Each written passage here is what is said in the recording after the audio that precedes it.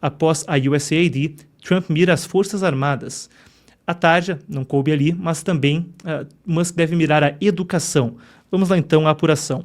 Isso vem de uma entrevista que Trump deu à Fox News, publicada em meio ao Super Bowl. Trump compareceu ao evento, o mega evento esportivo, a final do campeonato de futebol americano da NFL, a National Football League dos Estados Unidos. Ele compareceu ontem, então, ao jogo. Após uma série de questões, chegou a renomear o Golfo do México de Golfo da América e fez ontem o dia oficial, conforme ele sobrevoava a região. Assinou outras ordens executivas, conversou com a imprensa e estava de bom humor o presidente americano. Seja como for, uma entrevista dele foi ao ar no dia. Ele então conversou com Bret Baier da Fox News e disse que Elon Musk está trabalhando como um voluntário e que os próximos alvos para escrutínio de contas públicas devem ser o Departamento de Educação e ainda as Forças Armadas. A gente tem aqui o que o Trump disse, temos? Então a gente pode rodar e eu traduzo para vocês um trecho da entrevista quando ele fala a respeito do assunto. Vamos lá.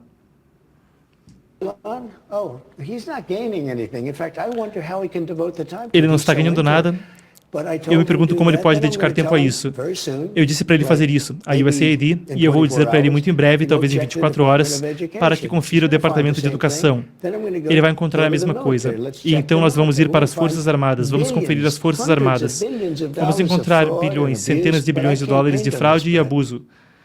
Mas eu fiz campanha por isso, Bret. Ele fala então ao Bret Baier da Fox News que precisamente a sua campanha era prometendo endereçar o assunto. E falou então de contato em 24 horas. Fica então a fala de Donald Trump. Ele disse ainda, reafirmou confiança, o seu voto de confiança nele, o bilionário, o homem mais rico do mundo.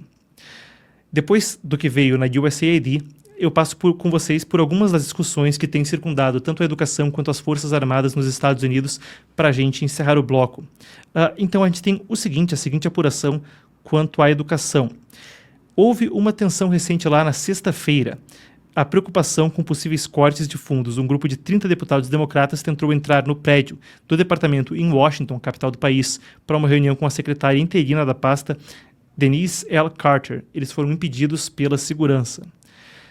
O presidente americano Donald Trump, quando se fala de educação, tem repetidamente falado que deve-se devolvê-la para a gestão estadual, ao invés de ficar com a União no país. Democratas não concordam, como a gente viu, tentaram mesmo dialogar com a ministra interina, não conseguiram. Ele falou ainda mais direto, ele disse que a Linda McMahon, que então é a nomeada, aguarda-se a confirmação dela para que ela possa tomar posse à frente da pasta, sua missão será acabar com o próprio cargo. Trump então diz que ela deve acabar com o Departamento de Educação e devolver a educação para os estados, que esse seria o trabalho feito por ela.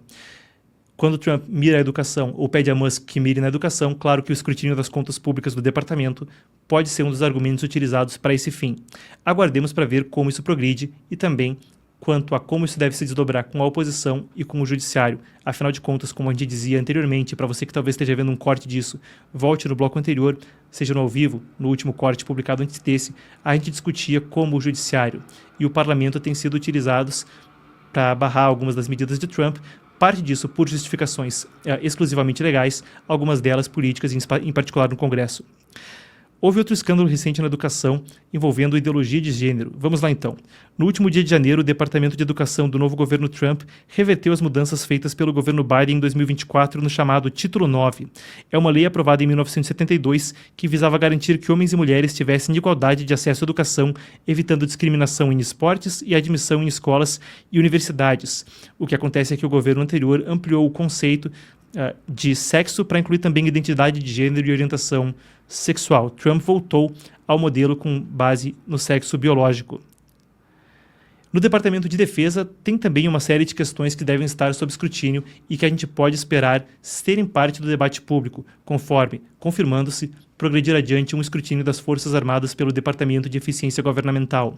A gente viu anteriormente, em especial no governo anterior, a pauta LGBT ser muito discutida no Exército, mesmo com muitos oficiais vindo a público como drag queens e muitas pessoas participando de grupos identitários da questão de gênero, liderando alguns setores das Forças Armadas.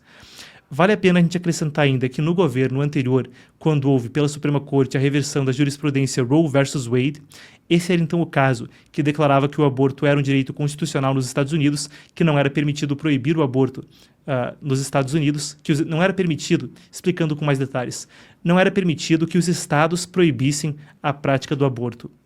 Com a queda da Roe v. Wade, foi revertida essa jurisprudência na Suprema Corte e então os estados passaram a ter a capacidade de tornar ilegal que houvesse abortos em suas delimitações. As Forças Armadas, sob o secretário anterior, Lloyd Austin, então facilitaram para que membros das Forças Armadas, mulheres que estão então em dever ativo, que participam da corporação, pudessem ter acesso ao aborto, fosse pagando seus custos para trânsito a outros estados ou com outras medidas. Isso foi o cerne de polêmica grande nos Estados Unidos no passado. O senador Tommy Tuberville, republicano do Alabama, bloqueou no Senado mais de 400 promoções militares por 9 meses. Afinal de contas, é necessário que os senadores aprovem promoções a níveis de alta patente. Isso foi um protesto dele quanto a essa medida e a forma que o Pentágono se comportava. Vale acrescentar que a política do Pentágono na época também oferecia licença remunerada para quem precisasse atravessar as fronteiras estaduais para realizar o aborto. Como antes discorria, houve uma série de flexibilizações, tanto quanto a pagamentos quanto com tempo, em termos de trabalho, para que os membros que quisessem fazer esse procedimento pudessem fazê-lo. O Afeganistão também deve estar na mira do Departamento de Eficiência Governamental quando vier esse escrutínio, se confirmado. A gente lembra que em 2021 os Estados Unidos se retiraram do Afeganistão. Trump mesmo chegou a pedir uma retirada às pressas no final do seu governo. Ele diz que sim, eu cheguei a pedir uma retirada às pressas, mas não teria ocorrido da forma como ocorreu. Independentemente de lado do espectro político, é um dos fenômenos mais criticados do governo anterior nos Estados Unidos. As Forças Armadas saíram deixando o país para trás de tal forma que o Talibã recebeu muito equipamento militar deixado para trás. Houve então perda de vida considerada desnecessária por quem observou a retirada, e depois que eles saíram, afinal de contas, o Talibã formou um governo e até agora segue à frente do país. Não foi precisamente para endereçar o problema do Talibã que os Estados Unidos intervieram a partir de 2001. Depois de 2 décadas de ocupação, 2 décadas de intervenção no país, aparentemente o problema não foi solucionado. Já era acordo que, mesmo sem o problema ter sido solucionado, era necessário que os Estados Unidos evacuassem. A forma da retirada, entretanto, deve ser assunto de discussão, caso haja de fato o escrutínio das Forças Armadas. Fica então algumas das coisas que a gente pode esperar ver seguindo adiante quanto ao escrutínio do Departamento de Eficiência Governamental de Musk nesses 2 departamentos, Educação e nas Forças Armadas.